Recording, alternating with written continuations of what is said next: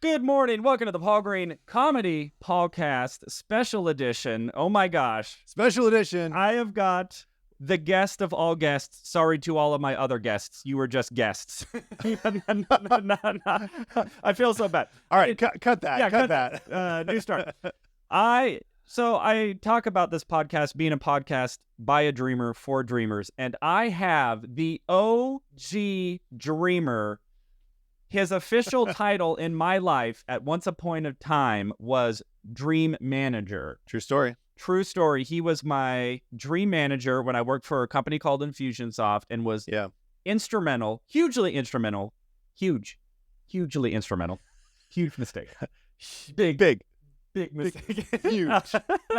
And was very influential in helping me set out a path to move to Los Angeles and pursue those dreams. And we have stayed in touch over the years. I've known you probably for 8-9 years now.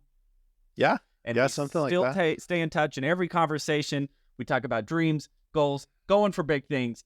That is a really long introduction. I haven't even said your name yet. This is Dan Rouse, everybody. I feel like there needs to be an applause after that introduction. I'll add it in post. People are applauding in their cars. Yeah, somewhere. like, whoa, Dan Rouse. Yeah, no, they're not. They're not. Okay. Yeah, who's that? Oh, great. Paul likes someone. This is good. Oh, so thank you so much for being here. I'm so glad that you came on this podcast. And yeah, let's let you talk now. Okay. Because I've talked with a huge introduction. Yeah. So just go ahead and introduce yourself to the audience. Of course, I know who you are, but they don't know who you are. Yeah, oh man. So I'll tell a story by way of introduction. So at one point in my career, when I was a young, hungry leadership development nerd, I had a chance to introduce Stephen Covey. So I was like the guy who was going to give his introduction. He just gave me a nice introduction. And they send in advance Stephen Covey's bio. And this is like toward the end of Stephen Covey's career when he had conquered the world of leadership development. Yeah. I understood it only took 7 habits.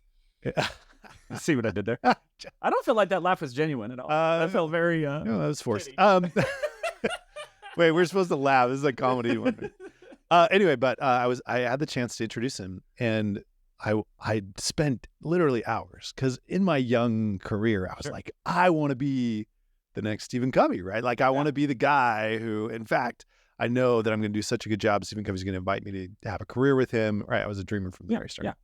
So I put in hours and hours and hours and hours, and I seriously had this beautifully crafted, walk up to Dr. Covey in advance of the meeting. Dr. Covey, my name's Dan. I'm going to be introducing you today. If there's anything in addition to what your team already sent to me, you want me to share, please let me know. And he just goes like this.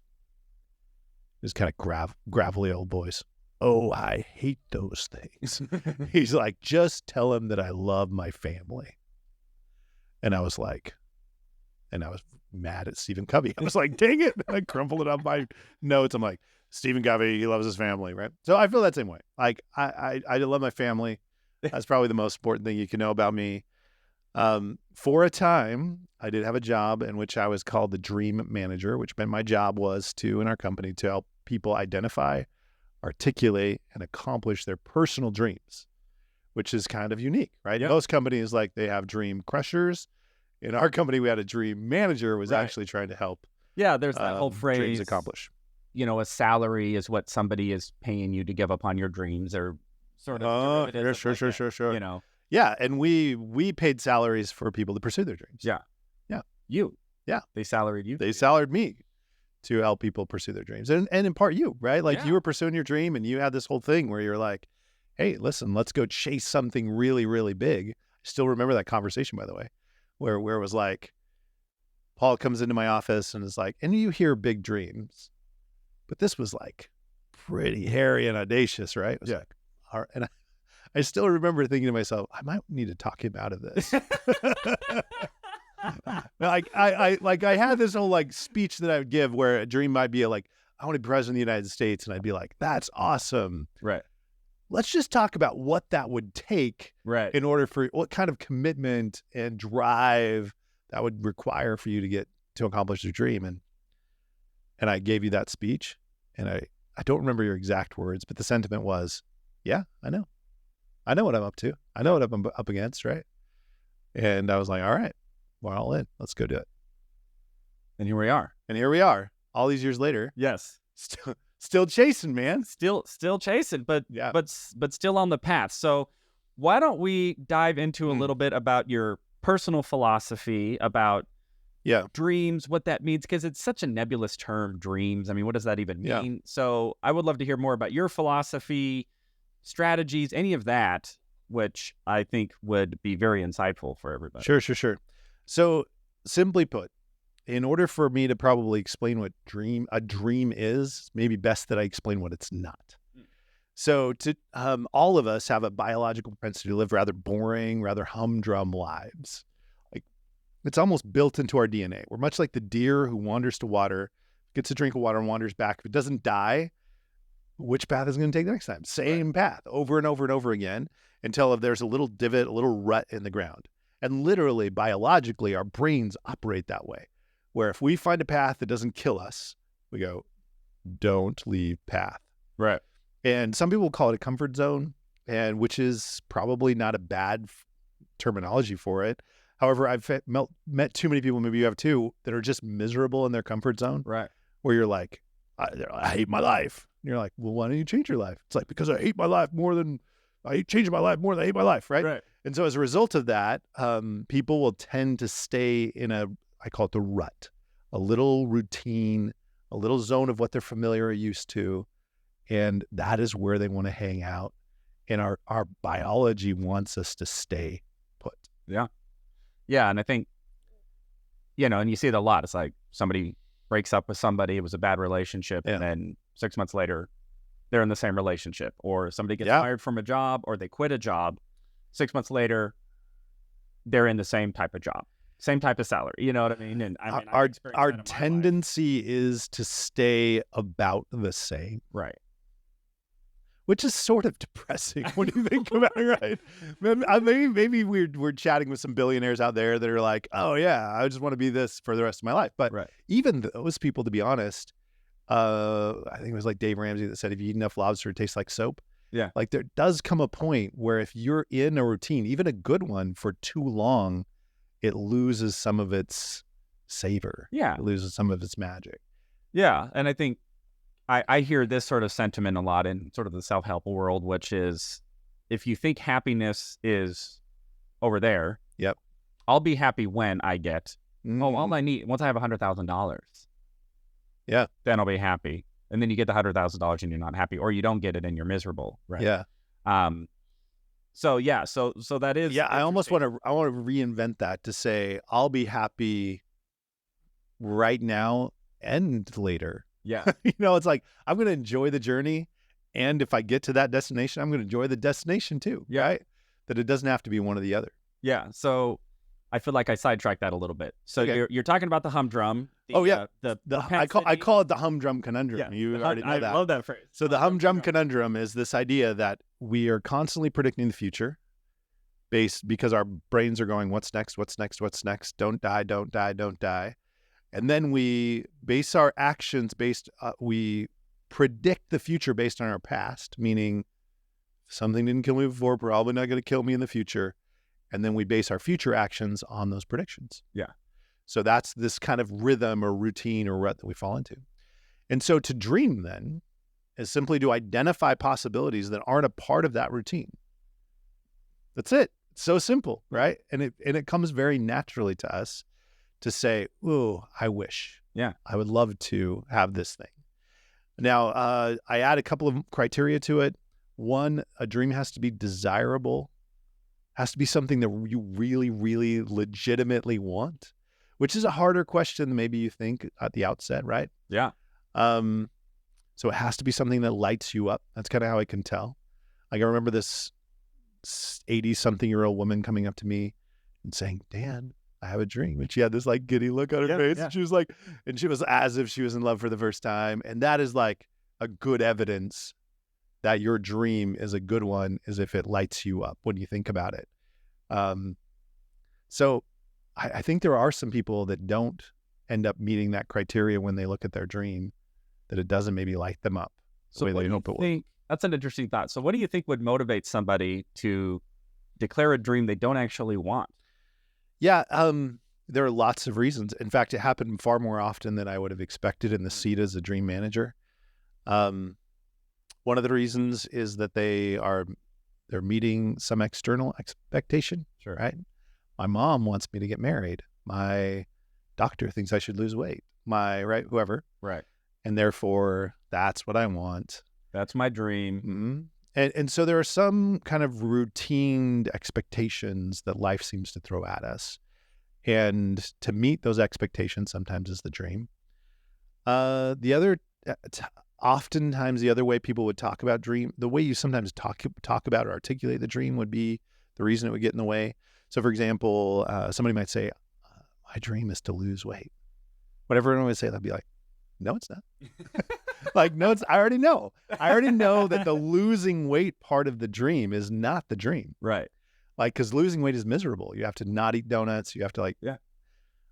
But if the dream was, I want to live to see my great grandchildren. Right. And if that lit you up and you could imagine yourself at 95 holding your great grandchild in your arms, I could buy that. Yeah. Right. And so oftentimes they talk about the journey, but not the destination. And the journey can sometimes get really depressing and not that exciting, right? Journeys are hard. Yeah. But destination dreams are the thing that keep us on the path. So that was also a common reason why. So that's an interesting thought. So you're asking them what their dream is, but what they're actually saying is some sort of goal or effort. It's some kind of action that the dream would require.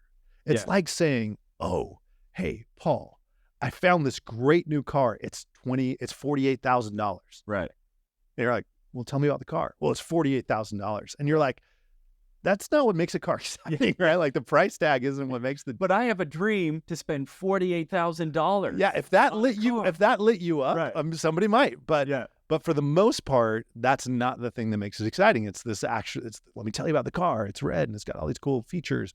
That could be exciting. And so one of the things that I would encourage people to do is to get very clear and that's probably part number one. Part number one is desirable. Part number two is that it lives in language. It's desirable. Oh, desirable. It has to light you up. Okay. Part number two is that it lives in language, meaning that we have to be able to articulate it to a degree that it has efficacy or power in our lives, right? Yeah. So the example I always give is when I'm sitting in a room and I'm like, all right, everyone, will you share one dream? And then we're going around the room. This one guy, he goes, my dream is to drive a tank. And it was awesome because at first I was like, huh. And then I thought, me too. Right? That's definitely. I also want to drive a tank. We can drive tanks in tandem. Yeah. Like it's definitely not part of what I would typically do. And if you asked me if that was something that would kind of light me up and I'd get excited about, yeah, like the G.I. Joe kid in me would like want to drive a tank. And what was fascinating about that is not that I wanted to drive a tank, but more that I had that dream inside of me the whole time. And until the words drive a tank appeared in my world, I had no idea. Yeah. And so a dream requires articulation. And the more common part of that is when we have a dream, i.e., like another example. So what's your dream? I don't know why all my dreamers have Southern accents, but they're going today. My dream is to go to a football game. Yeah. And I was like, awesome. Which one? Yeah. And it took 4 or 5 or 6 or 7 questions to like narrow it down to where it was like an SEC football game, Georgia versus LSU in Death Valley. Like, and he could articulate it, but it never was articulated. And therefore it just was go to a football game in his mind. And the more detail we give to the dream, the more powerful that dream becomes and the more accessible it becomes as time progresses. So this is why vision boards, those kinds of things are like trying to articulate in a very detailed way a dream. And because the more detailed the dream is, the more powerful it is. So why do you feel that's, in your experience, is that difficult for people? You said it is hard for people to articulate, or you had to sort of dig and drag it out of them. Yeah. That's a good question. I think there are, in my experience, the articulation portion of the dreaming was usually how do I put it? It was like people would struggle to give themselves permission sometimes because we have this nice little spot in our brains where dreams live. And it's kind of the same. It's like dreams, Disney princesses, they're like right in the same category. It's all fiction, right? And because it's all fiction, it's like we don't need, like when we start to give it definition, when we start to give it reality, it becomes scary.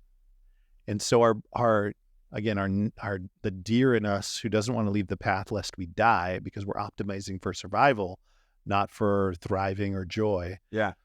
Disney princesses. Or Disney princesses. Like because of that, we every time we come close to saying, hey, maybe we should leave the path, there's a little instinct in us that kicks in that says, oh, let's not talk about that. Let's not do that. And so the definition, or actually defining the dream and getting really clear about it, even if we're not committing to pursue it, has a little, again, biological response that says, no, let's not think about that at any level of depth. Yeah. And as I'm hearing you say that, I'm thinking there's also an element of, once I say this out loud, it now becomes something that I can fail at. Yeah.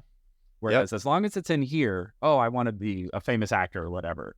As long as I don't say that to anybody, well, then I actually haven't failed. Or even if I just say, well, that'd be cool, but let's all be like, we all kind of nudge each other and say, we don't actually chase our dreams. Right. We just talk about it. It is fun to talk. Yeah. Oh, that would be, it's like, winning the lottery. Oh, that would be cool. Yeah. What would you do with $100 million? But because again, if the conversation is in fantasy, then it's safe. Yeah. It's when the conversation becomes in reality that it becomes scary. Yeah. Also, let's take the losing weight thing. Oh, I should lose weight because that's a trite, easy thing to say. But actually saying it and meaning it, and then goes, oh man, I've got to change my whole lifestyle. Mm-hmm. I've got to. Has consequences. Yeah. Instead of watching TV on. And this is part of the reason that I always encourage people to spend time making a list of dreams that we weren't committing to, not a list of goals. Yeah. A list of goals has weight and gravity to it. They have deadlines and work associated with it. So I always wanted to go the other way around, where it's like, let's just make a list of dream possibilities. Yeah. Let's make a menu of dreams that we can choose from. And then we get to decide whether or not that dream has enough excitement to it where we want to buy it with all the work and effort that's going to require for us to pursue it. So for example, like I mentioned in the beginning where I said, I remember the first time we told us about our dream. It's like, I like to think about dreams almost like a shopping center where it's like, man, the dreams are just populated from front to back. It's like a Costco size emporium. And you'd walk in and you'd see all of the things, right? And there would be like a car key and you would say, all right, you could have this car, or there would be a surfboard to be like, learn to surf. But on every dream, when you turn it over, there's a price tag. Right. And in the same way, when we go shopping, we find things that when we look at the price tag, we say, I value the thing more than the cost. And in a similar way, when we pursue dreams, you have to be willing to say to your dream, I value the dream more than the cost. And so not all things we want are we going to pursue. Yeah. Not all things that I go to the store and look at. Some things I look at the price tag and go, oh, yeah, I don't love it that much. And we put it back on the shelf. And so what we're hunting for, let's make a list of all the things. We have a limited budget as far as time and resources. Which of all the things do I want to purchase on my dream list? But first we make the list. We make a list of 100 dreams or 200 dreams, and we can go from there. Yeah. I think one of the valuable things that I've found working with you and still talking with you again, we always go to lunch. We went to lunch recently, and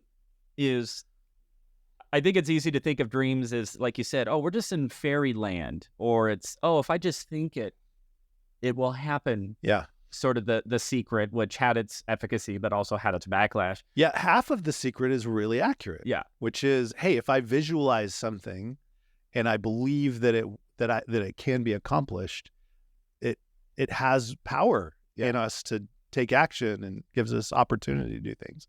But if we treat a dream like it doesn't have a price tag, right? Well, that's not true, right? We know that's not true. So when I think about this price tag element, I know something that I'm still struggling with because I'm still in pursuit of this dream. I'm not done yet. Yep. I haven't. Yep. Oh, I gave it a try. I'm now on to something else. I'm still in the pursuit of that that was dream. on the price tag when we talked about it. Yeah. Like I don't remember the exact words, but I still remember the notion, which was, Paul, you realize that this dream takes years and years of pursuit. And by the way, even after years and years of pursuit, you may not get it. Yeah. Right? It's like you can have this thing and there's a chance that it might never get delivered. Right. And even still, you said, no, I'm going after it. Yeah. And I'll tell you where I had another voice in my ear at this time. So you were very influential, but I was also working with a stand-up comedy coach at the time. Yeah. Tony Visick, who was really my first Wait, I'm going to interrupt your story. This is a good story. Don't forget it. Do you realize, and this is my chance to talk how cool I think Paul is, like how admirable and unique it is. I'll look at the camera now. How admirable and unique it is to pursue a dream in which you don't know if you'll even realize, ever achieve the finish line. To start a journey that will require a huge amount of expense and effort, not ever knowing if you'll reach the destination. I mean, that is just an absolute admirable feat for anyone. And so, yeah, I'm just so inspired by that. In that moment, I was like, dude, Paul still said yes after I tried to talk him out of it. Right. Well, He's either dumb or brilliant, right? Or yeah, somewhere in between. I'm leaning towards dumb.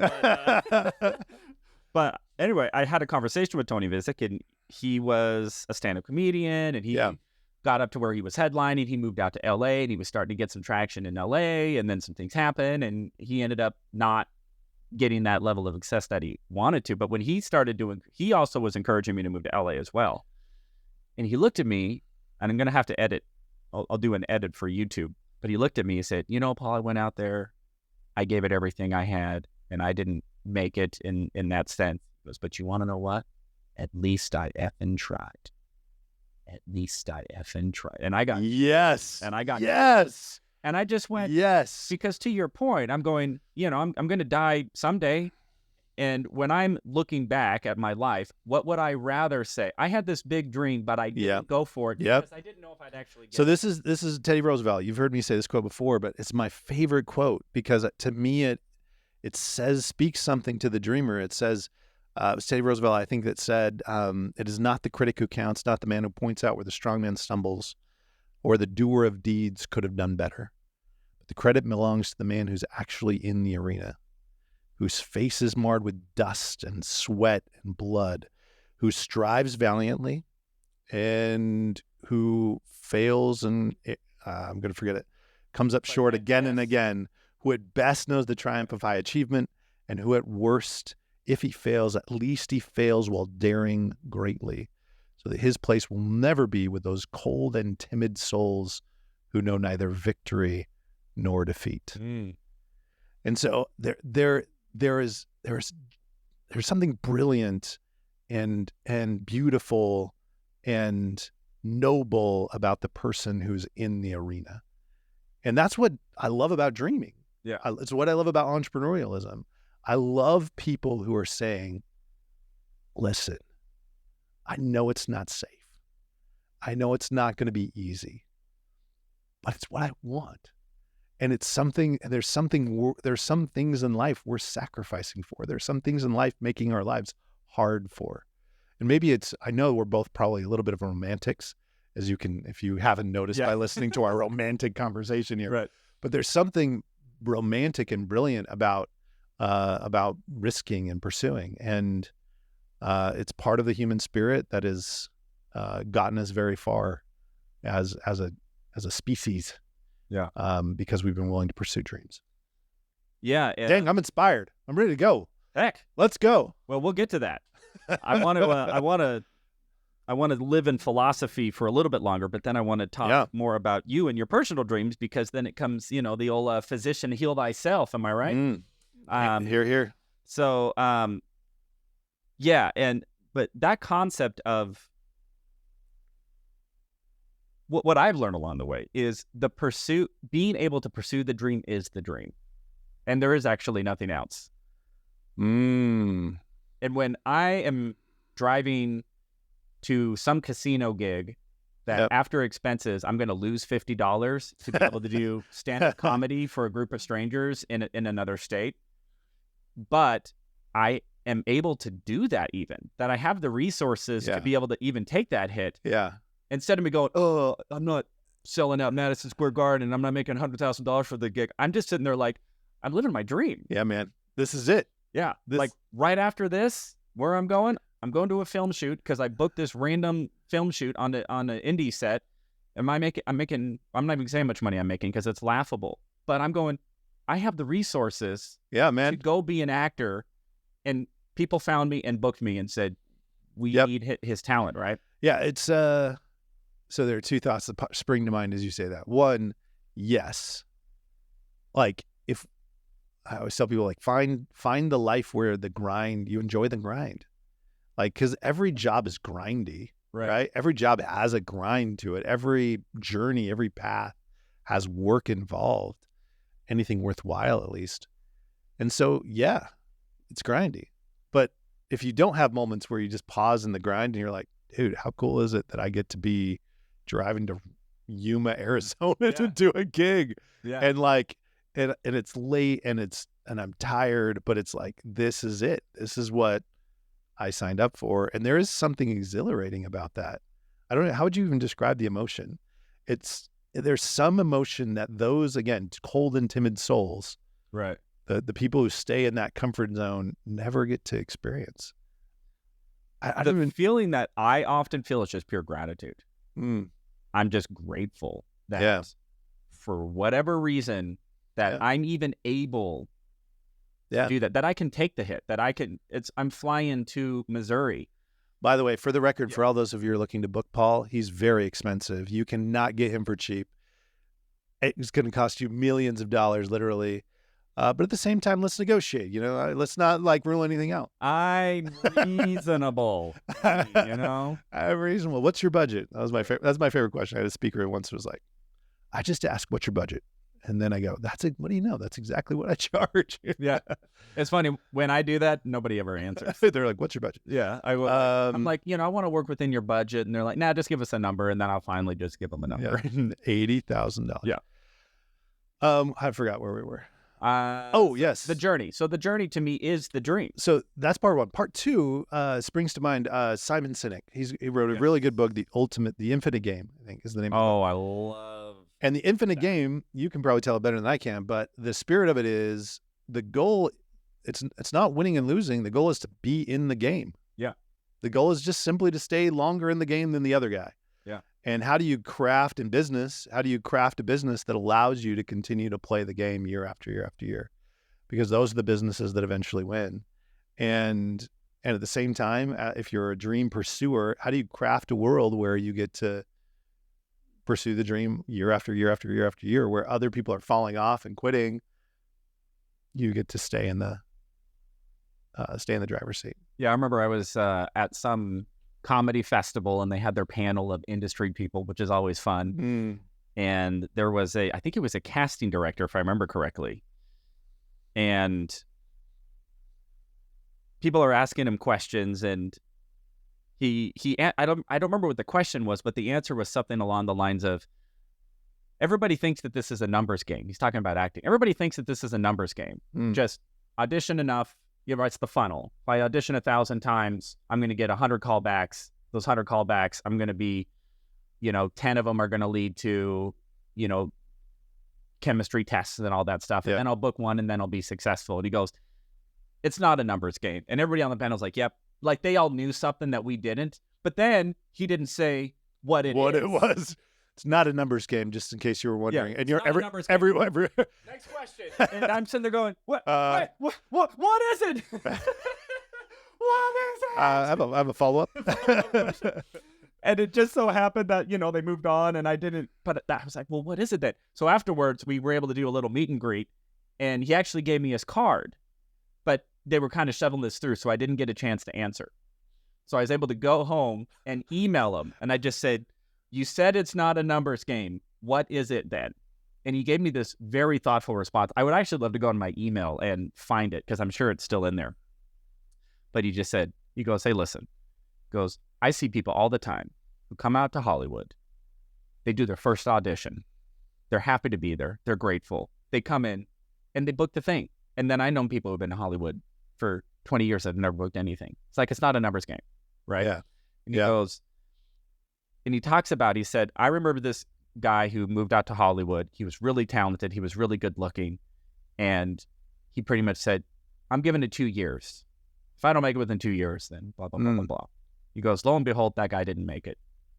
There was this other actor who just said, I'm just happy to be here. And I'm going to be here as long as it takes. And he goes, that was Chris Pratt, right? And of course, you know, he's comparing those two, right? Yep. And I think it's this idea of, okay, I'm going to try this dream. It's kind of like a dipping in the pool. I'm going to test the water. Well, it's me picking up the dream, looking at the price tag, saying, meh, I'll buy it at a discount, Right. but I'm not going to pay full price. Right. Yeah. Yeah. And especially when the price tag is indefinite. Mhm. You could blow up in a year. You could Yep. be successful in 2 Yep. years. You know, There's a little gamble. There's a little there's a gamble. little gamble, and it could take you the rest of your life, depending on what your dream is. I'm Yeah, there's talking about- some dreams. If my dream is to like go to Tuscaloosa, Yeah. you know, that's got a definitive price, Yeah. and we can get it at a discount sometimes. But there are other dreams, the category of dream where it's like a life achievement award. Yeah. That it's you're signed up for a life sentence when it comes to those dreams. Versus the car, which is also a cool dream. It's like, Yep. I want to buy a Corvette. Cool. Great. Strategy, save money. But then the question is, once you buy the Corvette, is your life different, or is it? But that's true of when you look at things that change the world. So this is the former historian in me. When you look at things and people who've changed the world, inevitably, the ones who have done it in the most significant way have said at one point or another, I'm willing to give my life for this. Yeah. Whether it's a long enduring life or some kind of martyr moment. You look at like Gandhi, who basically said, listen, I care enough about this thing and accomplishing and seeing this thing through enough. I'm willing to give everything for it. Right. And that's a dramatic example. You see that example every day when you talk to most mothers, for example. Right. They're saying, I would give my life for this dream. And as a result, they're transformative in their impact. And so the big ones, I mean, that's the ultimate price tag where it says, and you cost one human life. And you go, all right. Yeah. I'm in. But what I love about those moments and those dreamers is they're the ones that we remember because they were intentional about their life. Yeah. Too many lives, if we think about life like a credit card, too many lives have been just kind of squandered on frivolities, right? And not enough lives have been we've spent the price to buy something that really matters. Yeah. And so that intentionality, that willingness to say, hey, I'm going to spend my life on something. I'm not going to spend it on trinkets. I'm going to spend it on something that really matters. Yeah. That's pretty cool. And what matters to you or matters to me, right? Yeah. And I had sort of mentioned that before. I kind of had this realization of how, you know, as human beings, we're always influencing people's free will in some way, right? And my free will is constantly being influenced. It's like, how many times have I seen a commercial pop up and then I go, I want that thing, right? It's Sure. Like some company has paid an advertising company, so the owners of that company can go fulfill their dreams, which is I want a successful business. And then they have this advertising, which influences me to then exercise my free will to take my money and go buy their product and then just give them a little bit. But they've totally set me down a different path that evening, right? Yeah, if you don't figure out what you want to do with your life, someone else will figure it out for you. Yeah. And then I think about, yeah, I'm for in the sure. same business. What am I trying to do? I want to be able to influence other people's free will to go, oh, Paul Green is going to be in my town. I'm going to now take my hard-earned money. I'm going to go buy a ticket. Yeah. I'm going to get a babysitter. I'm going to get in a car. And half of that, by the way, can sound very manipulative. Right. Or you could think, man, I want to do so much good in the world. This is Right. kind of like Dave Ramsey, who said, yeah, I consider dollar bills little thank you notes with presidents' faces on them because I did some good in the world. Yeah. And that good is coming back to me. But like the principle number one is, yeah, if you aren't intentional about how you're spending your time, money, life, someone's happy to take over that responsibility for you. Netflix will do it. Nintendo will do it. Everyone's YouTube hungry will do for it. your attention and hungry for your time, and they're happy to, and they're not like caring for your time and life, right? They're not trying to make your life better. Well, maybe some of them are. But principle number two is like, as we're pursuing our dreams, like, let's go gather people around us who we can benefit and bring value to. Because you know this by now, that the dreaming really isn't an individual game, right? Yeah. It's a team game. And the more members we can gather into our team, and the more we can create this great synergy between people who are working together, like that's what you and I have, right? Is this great synergy where we get together periodically and say, how's your dream going? I go, let me tell you how my dream's going. And those kinds of relationships are pivotal in the dream pursuit. It's not a lone wolf experience for sure. Yeah. And I'll tell you that has been an interesting element. You talk about taking criticism from people in the arena and all of that. And I've made a conscious effort to put myself out into the world a lot more. I've been flooding the internet with videos, and I'm doing this podcast and all this stuff. And I started my own open mic, and it has been fascinating to me how much. Did you start your own open mic? Yeah.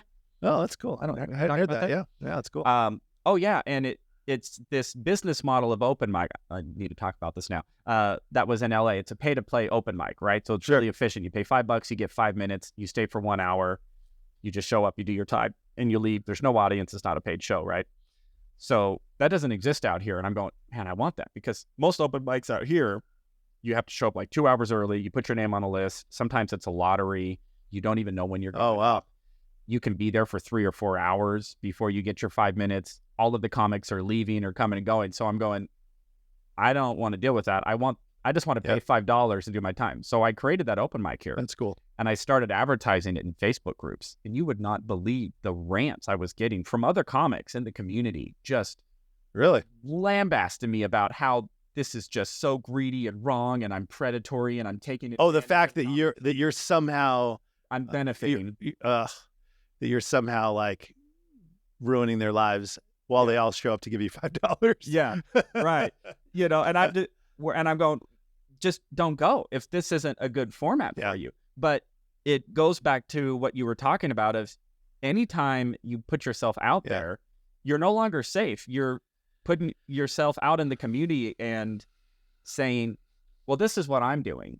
Yeah. And then all of the people who are not actually in the arena with you are not the critic who counts. Yeah. Just come not the man woodwork. who points out where the guy is charging $5 for you to come. Yeah. Just getting rich. Just, it's a maximum of 9 comics. So it's $45 an hour. I'm like, yeah, we're driving Ferraris now because and we have to have a facility and we have to, we got to pay for it. It's like the world doesn't owe you anything. That was actually my podcast a couple of days ago, which is another thing. Maybe we can, because the kind of conversation has gone that way, is this idea of, I think it's easy for some people to feel a sense of entitlement or the world owes me something. And I'm in this space now. I'm going, I don't think anybody owes me anything.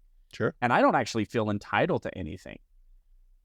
What are your thoughts about that? Yeah. It goes back to this conversation where, hey, dreams have price tags. If you aren't getting your dream, you're probably not paying the price. Yeah. And by the way, some dreams, if we tomorrow decided my dream is to play in the NBA, dude, my old fat butt and my arthritic shoulder, it's not possible. Right. And so as much as we want, I love the idea that anything is possible. Not everything is possible. Right. And I'm okay with that. And by the way, we can have anything, but not everything. Like there's some mutually exclusive dreams. Right. Right. I can, I got a guy who come to me one day. He's like, man, my dream is to buy this 1962 Chevelle. I don't remember the name of the car. And he was so excited. He's like, I found one, and the cost of my current car would equal the same, basically to swap out even for even, no additional cost. I'm so excited. I'm going to drive to South Carolina to get it. I bumped into him like 3 days later. So how'd it go? He's like, well, I talked to my wife. and he said, my dream of being married was greater than my dream of having this car. Right. And so, yeah, there are times where, dreams that will be mutually exclusive or dreams that won't be possible. But at the end of the day, there is, most things are like, we're kind of bad judges, which is the hard part of what's possible for us and what's not. Well, you just pulled on another thread, which I have struggled with. Yeah. So we're going to get a little therapy session. All right, Paul. In this podcast, right? Just lean back and talk slowly. So, so how do I know if the dream that I declared is I want to throw a touchdown pass in the Super Bowl, not going to happen dream? Yeah. Or, oh no, that actually is in the realm of a possible outcome? Great question.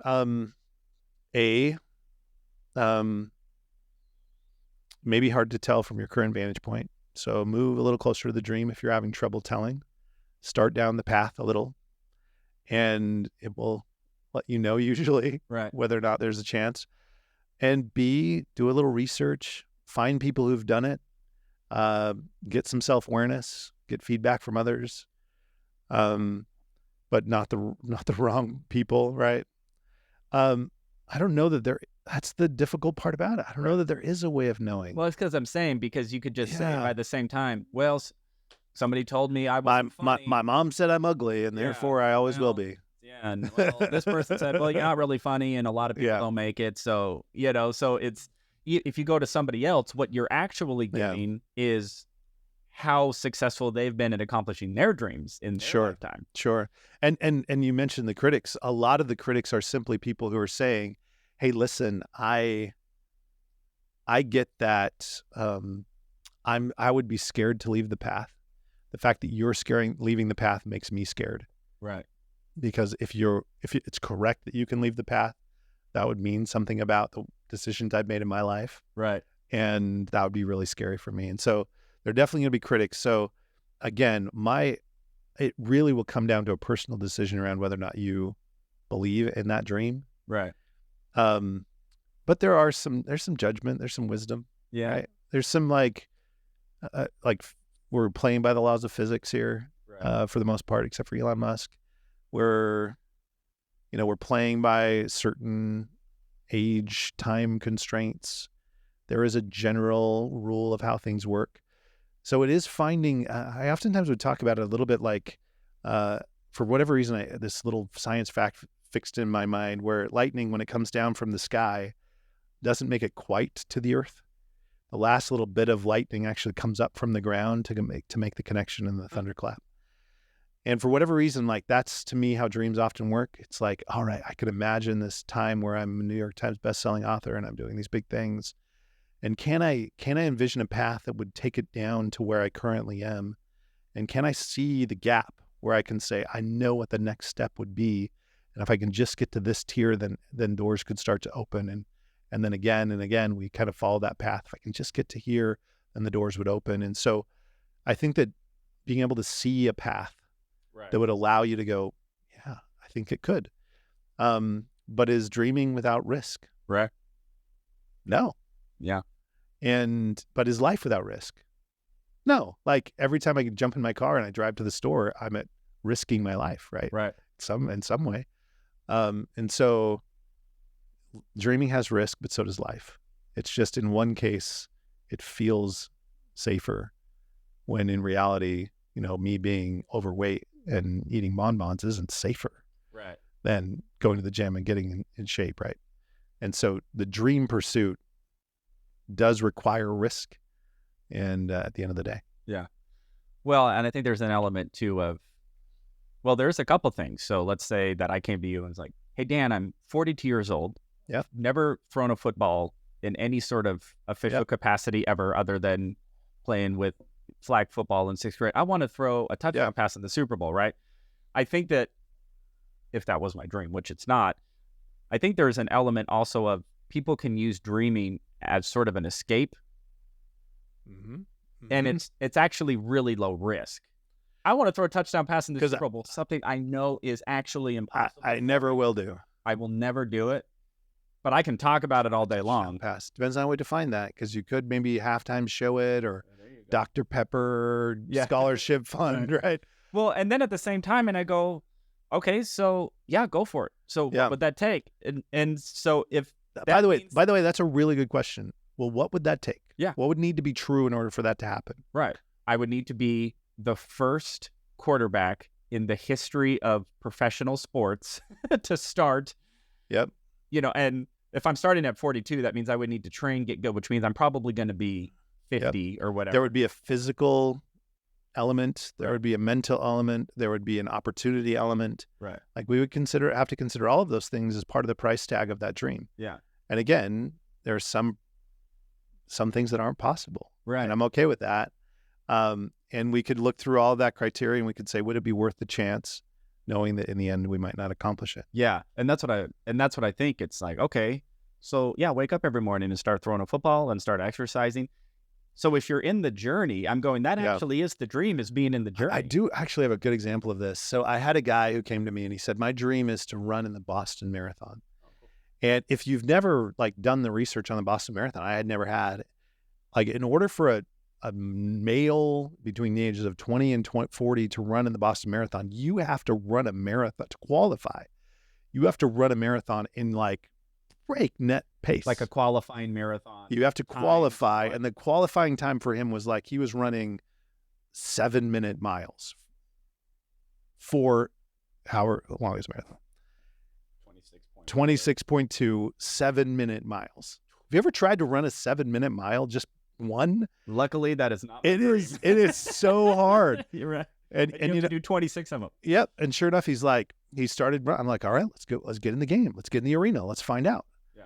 And he's like, I think I'm okay not pursuing, right? But again, the moral of the story is he was in the arena. He went and ran. He went and got in better shape. He got stronger. And even though he never ran in the Boston Marathon, that's okay. Right. We have permission to change our mind along the way.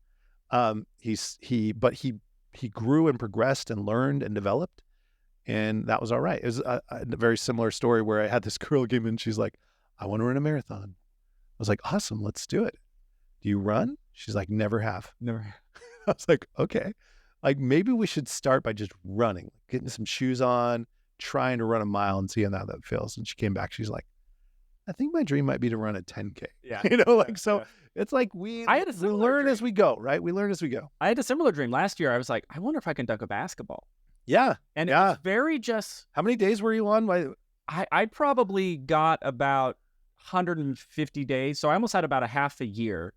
And with all of that work, and I was doing everything I can, failing, weaknesses, I got injured and stuff. But I got to the point to where for 2 weeks in a row, I could jump up and touch rim. And it was enough to me that goes, if I was willing to continue to pay this price, maybe I could get a little bit above the rim. And then if I kept paying the price, maybe I could give a little bit more. But to your point, the why and the drive and what it would take to elevate this 42-year-old white body over a rim, it just wasn't it. And especially when I have to allocate so much of that energy to my dream of pursuing comedy and stuff. It's like, well, would I rather go spend 2 hours at the gym jumping, or would I rather spend 2 hours producing a podcast, releasing social media clips? You could have everything, writing, anything, but not everything. Yeah. And so we do have to make some choices in life. Yeah. That's part of life. And again, we get kind of funny about it. We come up with a lot of really good excuses not to pursue dreams. Right. Well, what if I start and I don't finish? Or what if I and just be cautious of that, because so many of those excuses we're giving, or those fears that are surfacing, are just a way to stay put. Yeah. So when in doubt, get in the arena. Yeah. Get to work, try things out, learn. Don't be foolhardy. Don't be stupid. Don't make bad decisions, but get moving. Right. Right. Get off your spot. Start the game. Do the work. Earn more money if you need more money. Earn more time if you need more time. Again, all of that is just one excuse after another of why we shouldn't. Right. And if you were giving me really good excuses as far as why you should, I would love it. Yeah. Right. Like, can we talk about the other? Can we talk about the other? Well, what happens if you just sit in your fat chair and just stay there for the rest of your life? What about that? Yeah. Can we talk about that for a minute? Yeah. And the risks that are involved there and what ifs that are involved there. And so for me, the dream life is so superior to a life of fear and a life of sedentary criticizing, that it's not even close. Right. It's not a competition. It's like, would you rather have a life of great success and or failure, or a life of regret? I think that's the bargain. That's the challenge. And again, I mean, we're talking about life, and that's what it really comes down to, right? Is like, we're talking about how do we make decisions in our lives, and what is this life really meant to be, and what is it meant to be about?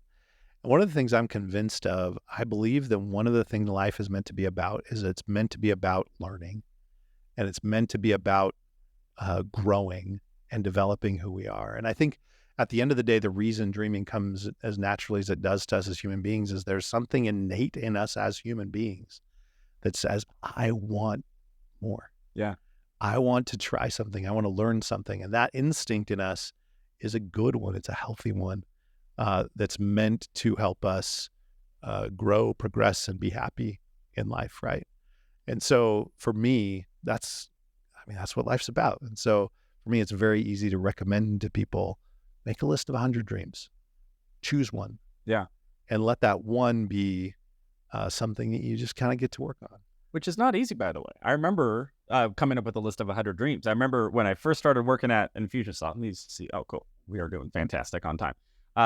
We had a dream journal, and that was your first challenge, was just write down 100 dreams. And even doing that, it's like you do 3. It's like car, house,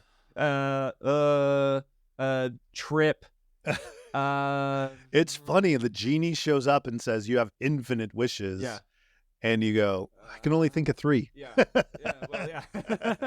And ex nihilo, the wishing for more wishes. It's like, no, the life says literally, wish for anything you want. And part of that, like, by the way, there are different personality types. Certain personality types are far more easy to dream. So if you're sitting next to your spouse and it's like, oh, I can't think of a dream, and you're like, how can you not think of a dream? Are you even human? It's like, there are different personality types. Some people are much more on the side of imagination, which is an important part of dreaming. Some people are much more on the side of execution, right? Like, let's get the work done, side of dreaming, which is also an important part of dreaming. And so for those of you who are on the side of execution, the